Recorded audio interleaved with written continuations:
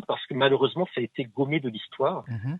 alors qu'il y a eu beaucoup de tentatives qui, à l'époque, ont parfois réussi, souvent été mises en échec, et les échecs sont souvent liés à des assassinats. Par exemple, quand le Congo de Lumumba devient indépendant, l'objectif de Lumumba, c'est de libérer tout le reste du continent africain. Mhm. Et quand les Américains, les Belges et les autres apprennent ça, ils comprennent que Lumumba est un danger. Est un danger parce qu'en plus, il pourrait s'allier avec les communistes, etc. Donc, il faut reprendre la main sur le Congo. Et le Congo, je pense qu'on pourrait aussi faire toute une émission rien que sur ce territoire-là. Exact. C'est vraiment le fil conducteur de toute la problématique. Parce que c'est à partir du Congo que les Portugais avaient commencé à développer de manière plus stratégique le projet esclavagiste et le projet colonial.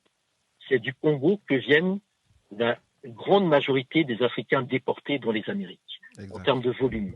Ce qui Exact. veut dire qu'aujourd'hui, la spiritualité, la culture, les traditions liées aux différents peuples congos sont celles qui sont dominantes de manière générale dans les Amériques. Ensuite, autre élément important, lorsqu'on fait la conférence de Berlin, on décide que le Congo sera la propriété privée du roi des Belges. Mhm. Et c'est le plus gros morceau du gâteau, et c'est le morceau central du continent africain. Pourquoi on le donne au roi des Belges? Parce que le roi des Belges est quelqu'un certes influent, mais ce n'est pas, je dirais, une puissance lui-même.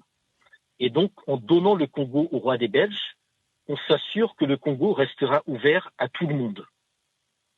Et l'idée, dès le départ, c'était de faire du Congo le réservoir stratégique du monde entier.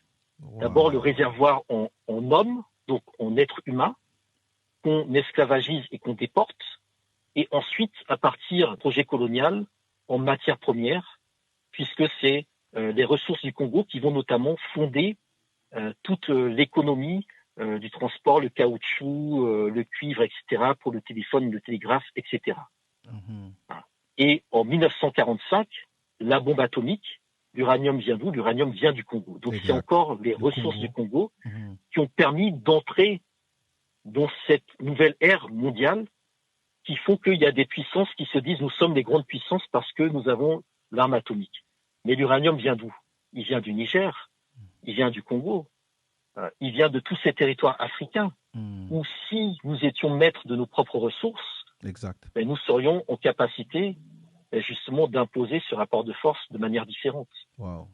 Et la fin de la guerre froide, années 90, la chute de Mobutu, qui n'est plus utile pour les différentes puissances occidentales, c'est aussi le point de départ de la course vers les nouveaux minerais stratégiques, puisque c'est la période où on sort du vieux téléphone, on passe aux satellites, aux téléphones portables, etc.